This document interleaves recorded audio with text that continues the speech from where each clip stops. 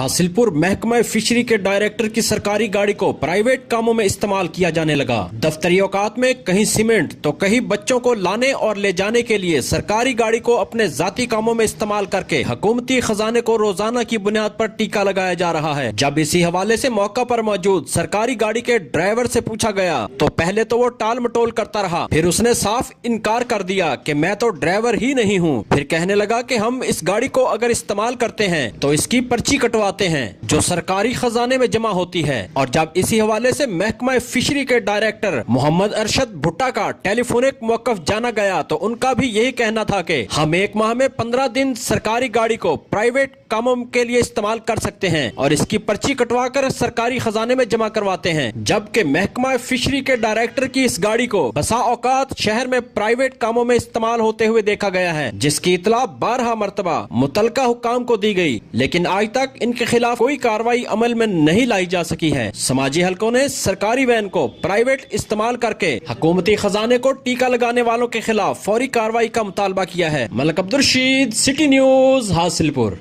हम लाते हैं टॉप न्यूज, आपके फेवरेट टॉक शोज और अनलिमिटेड एंटरटेनमेंट सिर्फ यूट्यूब पर। अगर आपने अभी तक हमारा चैनल सब्सक्राइब नहीं किया तो अभी सब्सक्राइब करें और बेल आइकॉन को क्लिक करके हमारी लेटेस्ट वीडियोस के बारे में अपडेट जानें।